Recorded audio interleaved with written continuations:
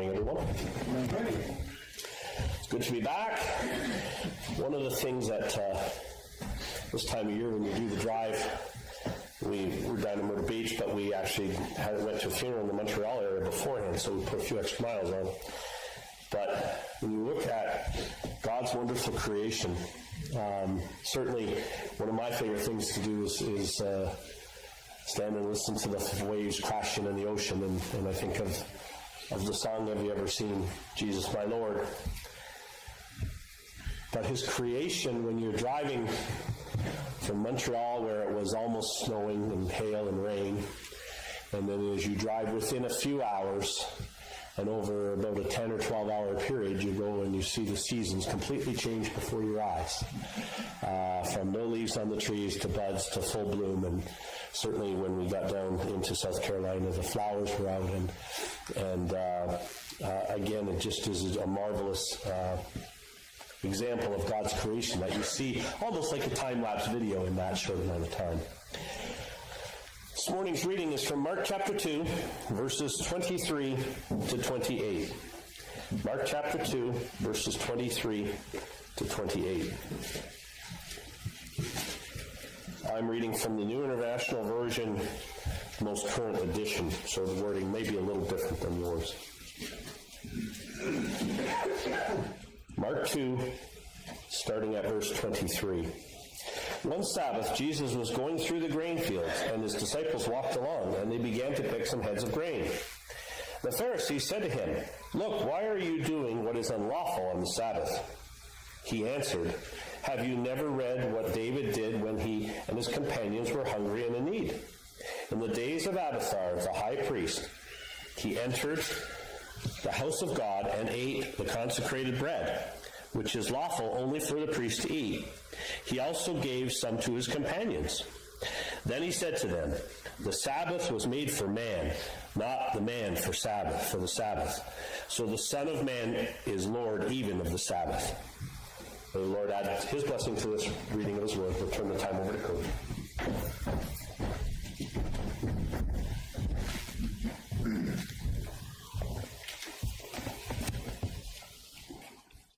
Good morning. You're probably aware of it, but there's actually quite a bit of disagreement among Christians regarding the Old Testament. Some people think that all we need is the New Testament. Nothing applies from the Old Testament. I had a classmate at Bible college who, when we were studying something from the Old Testament, said, why bother, right? Others think that a bunch, if not all, of the Old Testament still applies.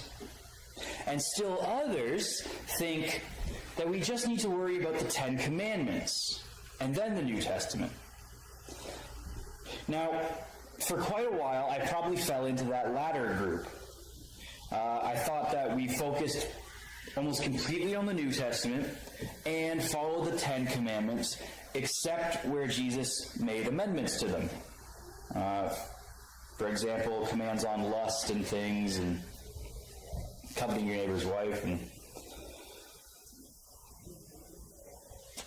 that actually put me in a somewhat difficult position when it came to the commandment about keeping Sabbath, for example. Because even the people who typically think we follow the Ten Commandments cut out the Sabbath. And all Jesus really said about the Sabbath was that it was made for man, not man for the Sabbath. Yes, and that he was Lord of it. So what does that mean? Where does that leave us? Do you ever wonder about that? Jesus didn't say that the Sabbath was necessarily done and should never be followed, but he also didn't say keep observing it. If most of the commandments did stay relatively intact, except in the cases where Jesus seems to have actually made them more extreme. What about that fourth one? Exodus 28, remember the Sabbath day to keep it holy. What about that fourth commandment? Well, first let's talk about what is Sabbath. There are actually two main Hebrew words for rest. The first is Shabbat, which gets partially translated into the word Sabbath. It literally means stop working. Now, I don't know if you've ever heard of the group Bible Project, but they had a really good article on this. And they compared this idea of Shabbat, the meaning stop working, to the moment when you clock out at the end of a shift at an hourly job. You clock out, you are done completely until you clock back in. That's sort of the connotation we get from this word. Just stop work. And then there's a second word for rest, nuach. It means dwell or settle. Now, this type of rest is more like sitting in front of a fire with a loved one.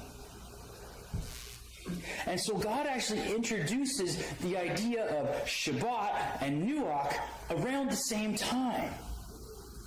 According to the creation count in Genesis chapter 2, God works for 6 days, and then he rests on the seventh. That's verses 2 through 3. After 6 days, he takes time to Shabbat, stop his work. And a few verses later, in Genesis 2:15, we read that God created humans, and then he immediately rests them or settles them, nuach, in the garden with him. The literary structure of this section actually communicates a deep link between the two concepts. God rests from work, he Shabbats, and then he dwells, nuach, with his people. They are connected. That's important. So the idea of Sabbath is really stop work and dwell or rest with God. Now, why was the Sabbath established?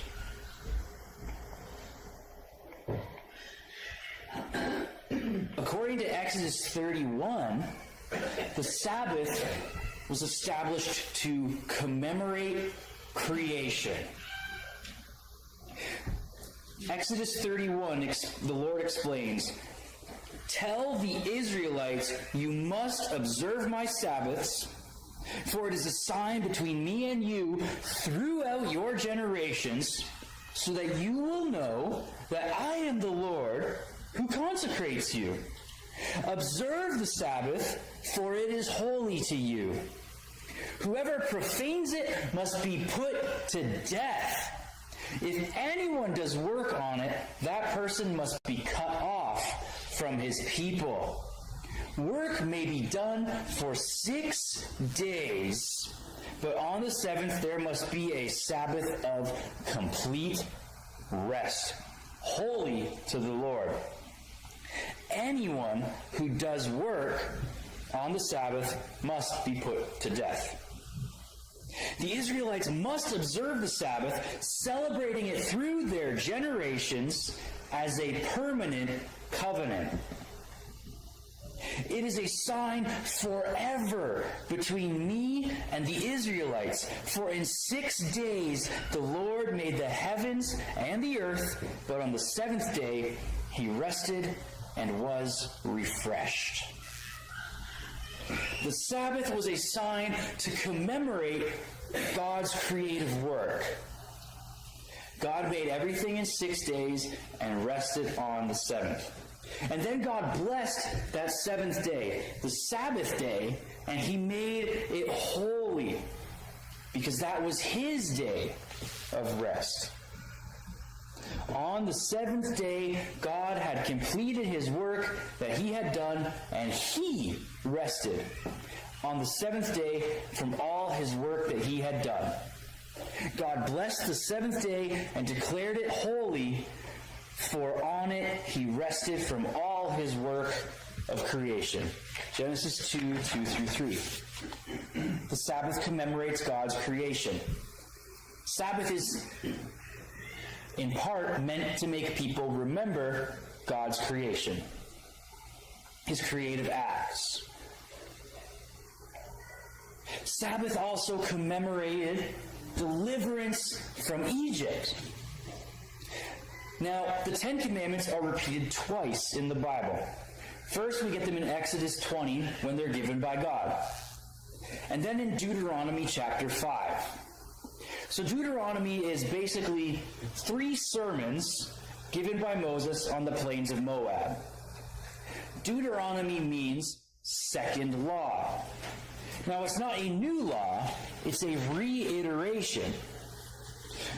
And Moses actually gives more insight into commandment number 4.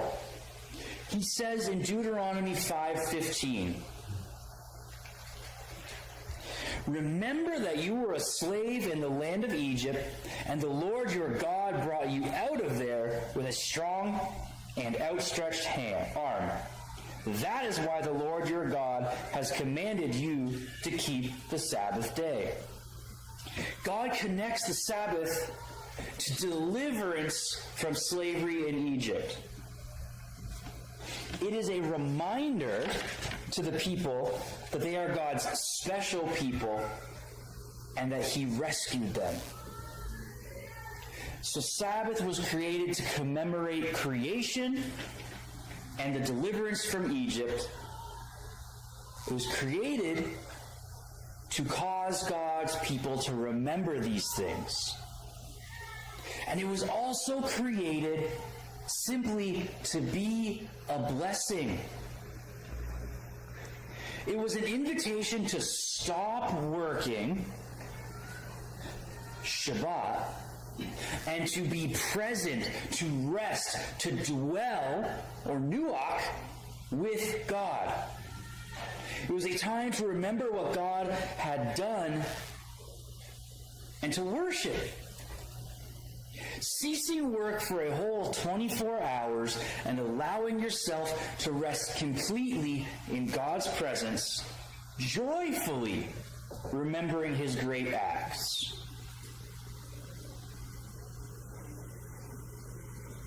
Sabbath is spoken of 130 times in the Bible. 76 in the Old Testament and 60 in the New Testament. 50 of those are specifically in the Gospels. The penalty we read in Exodus and read again in chapter 35, the penalty for breaking Sabbath was death. For 6 days work is to be done, but on the 7th day you are to have a holy day, a Sabbath of complete rest to the Lord. Anyone who does work on it must be executed. In fact, in Numbers 15, God tells them to execute a man who was caught gathering wood on the Sabbath. The Sabbath was clearly important. So important that breaking it brought the death penalty. Why? Why so important to God? Well, as I said, for one thing, it was a time when they were supposed to remember everything he's done for them. But also, God wanted his people to work hard. We missed that part. That's built into it. Because he always says, work 6 days. He says, remember the Sabbath day to keep it holy. 6 days you shall labor and do all your work. But on the 7th day is the Sabbath of the Lord. In it you shall not do any work. He says labor. That's a strong word. Right? You work hard. God wanted his people to work hard for the 6 days. Work is actually a good thing. Don't think of work itself as a result of the fall. I mean, the first thing God did after creating Adam was give him a job. Take care of this garden and name the animals. The consequence of the fall is not work, it is the difficulty involved in work. It is the sweat of your brow that the work requires that is the result of the fall. So God wanted his people to work diligently.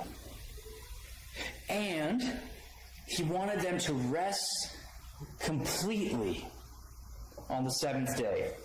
Remember, that word that keeps coming up, Shabbat, Sabbath, means to stop working. And the other word means to settle or dwell with God. So they are encouraged by this whole Sabbath principle to work hard for 6 days, and then on the seventh, put aside all of those work-related things and be present with God to find true rest. It was a day to refuel, to recharge completely, mentally, physically, emotionally. It was a day of mindfulness and connection with God. A day of remembrance and worship. God wanted his people to worship. This is why Sabbath was so important to God. He wants them to remember him and what he did. He wants them to follow this model of work hard, but also rest hard and worship him. Now, the real question for us now is, well, what does this all mean for us today? Does it mean anything? The truth is, Jesus actually had quite a bit to say about Sabbath. If you read the Gospels, you see that Israel's religious leaders were constantly after Jesus for, according to them, breaking the Sabbath. The thing is, Jesus broke their man-made rules about Sabbath, but he never actually broke Sabbath. The religious leaders got really carried away regarding Sabbath. They created laws on top of laws. Some of them were just ridiculous. For example, if a flea was biting you on Sabbath, you couldn't kill it because that constituted hunting. And you can't do that on Sabbath. And a woman wasn't allowed to look at her reflection on Sabbath because she might see a gray hair and then decide to pull it out. And if she pulls it out, well, that's work. You couldn't even spit in the dirt on Sabbath because you could disturb the earth, and that could be considered plowing or working the ground. It got insane. And truthfully, it was probably out of fear of breaking Sabbath because it carried the death penalty. But still, it was insane, and it was a heavy, heavy burden. These rules that they created are actually what Jesus is referring to in Matthew 11, 28 to 29, when he says, "Come to me, all of you who are weary and burdened, I will give you rest. Take my yoke upon you and learn from me, because I am lowly and humble in heart, and you will find rest for your souls." And then following that, we immediately have a passage dealing with Sabbath in chapter 12. There's not really coincidence in the Bible, especially not when it comes to Jesus and his teaching. Jesus' purpose here is to clarify the meaning of Sabbath. The people are weary and burdened. by the Jewish leaders' laws and rules on Sabbath and other things. They are in desperate need of rest. They need to stop work and be present with God. So Jesus continues in chapter 12 and says the Sabbath points to him. Excuse me. He is the one that the prophets promised would come to restore the very rhythm of all creation. He is the Lord of Sabbath, according to chapter 12, verse 8 of Matthew. And then we see in Hebrews 4, verses 9 through 11, we see some indications that Sabbath is actually fulfilled in Jesus. So Jesus is actually here as Lord of the Sabbath to usher in the full promise of Sabbath. To put that another way, Jesus is God's rest, and that people can come to him and find the true seventh-day rest that God always intended. Now, some of us have probably heard that in the New Testament, the Sabbath day transitioned into the Lord's Day. And there are some nice parallels there that can be made, but I really don't think so. The New Testament never makes that connection. Simply put, they are two separate things.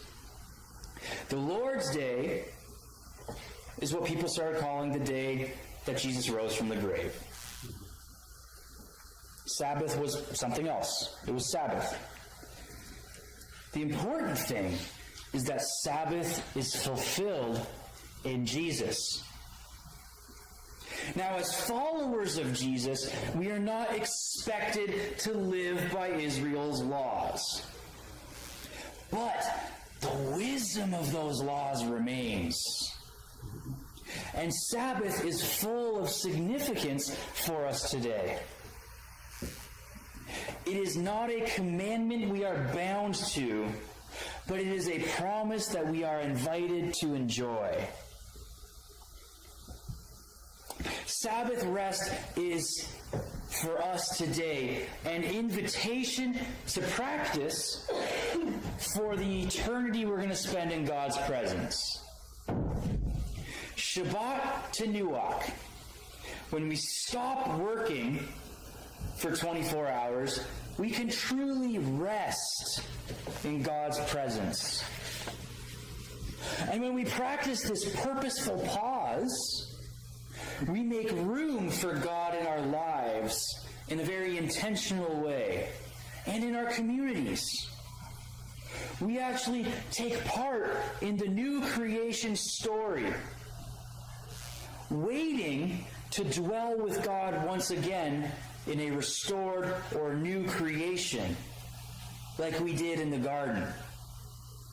It's a taste of that. It's a practice for that. When followers of Jesus choose, because it's not a command, choose to observe Sabbath, we live as if the restoration of creation has already taken place, and that we can dwell restfully and joyfully in God's presence. We take a break from the broken rhythms of life after the fall, the hustle, the hurry, the hardship.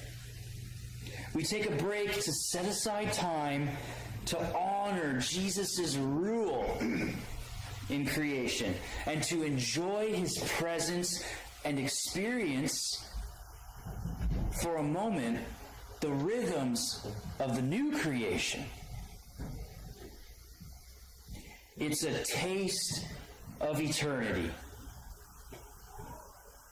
Now, if we choose to practice Sabbath, if this is something we want to do in our own lives, how do we go about it? Are there a ton of rules to follow?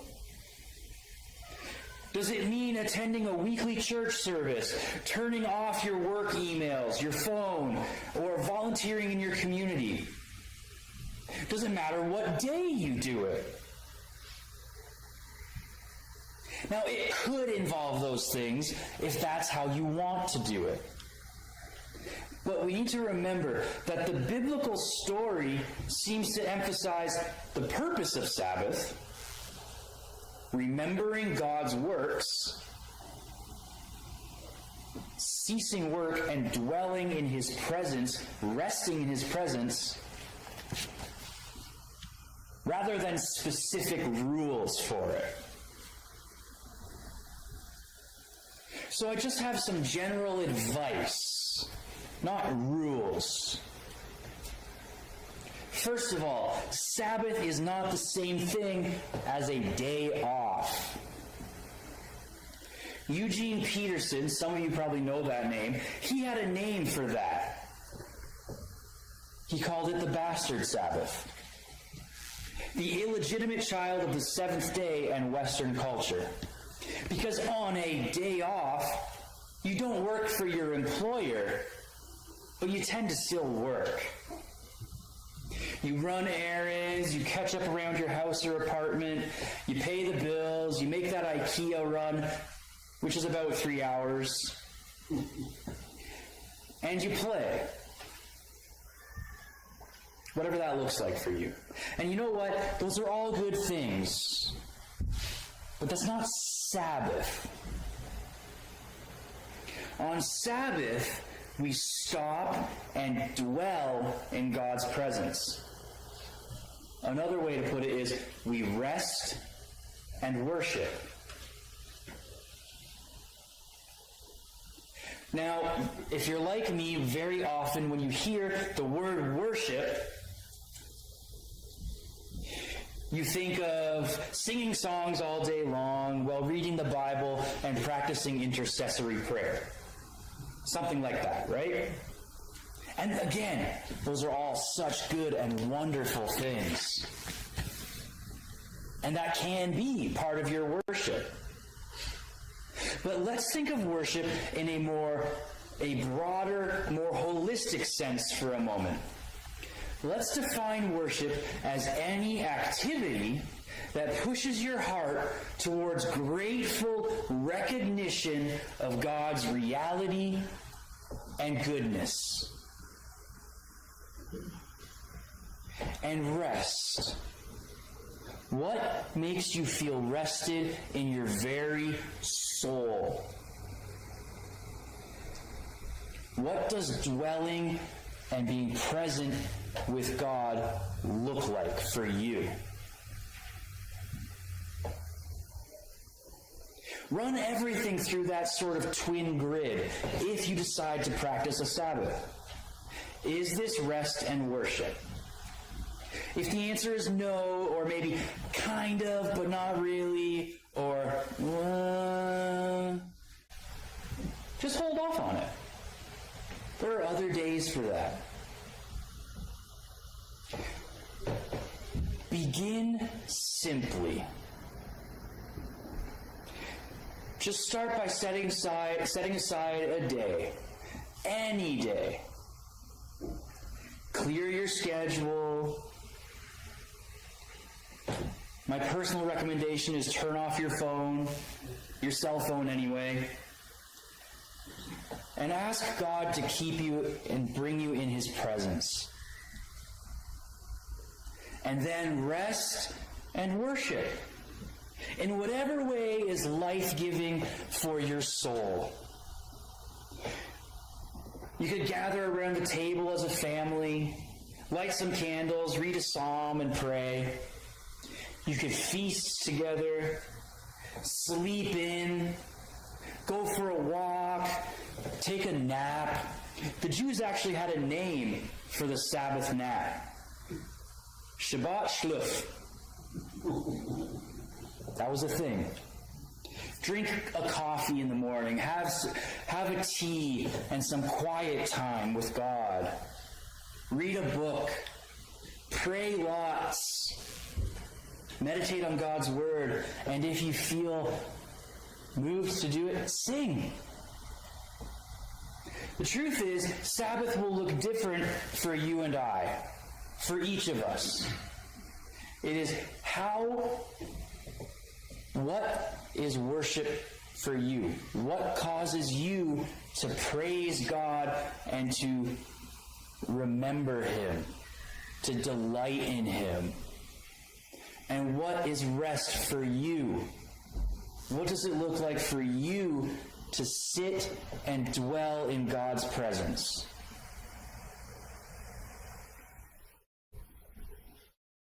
In a survey done by a Dr. Ryan Buxton, he cites the happiest people on earth. And near the top of the list is the Seventh-day Adventists. Now, if you don't know much about them, they are people who are religious about following the Sabbath. Not something I'm encouraging. He also noted that they lived typically 10 years longer than the average American. Now, a man named John Mark Comer decided to go and do the math. He found if you Sabbath every 7 days, it adds up to 10 years over a lifetime. That's kind of a funny coincidence, isn't it? It seems that God built a rhythm into the very DNA of creation. He worked for 6 and rested for 1. It's in the grain of the universe. And as philosopher H.H. Farmer said, if you go against the grain of the universe, you get splinters. Again, I don't think Sabbath is a command that we have to follow, but I think it is a blessing that we are invited to enjoy. If we decide in our own lives to practice some version of Sabbath, I guarantee that we will come away feeling more connected to God than before. We will even probably feel more connected to our family, to our own souls. We will be both more awake and more at peace to God's reality. Theologian Walter Brueggemann said, people who keep Sabbath live all 7 days differently. It gets into you. It actually starts to set the tone for your whole week. You actually start to live out of, instead of a place of hurry and hardship and stress, you actually start to live out of a place of rest and worship.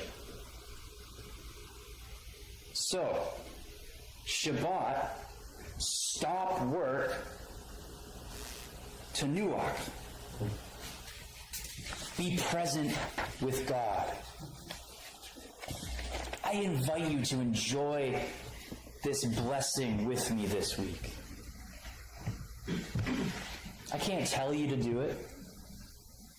We have freedom in Jesus.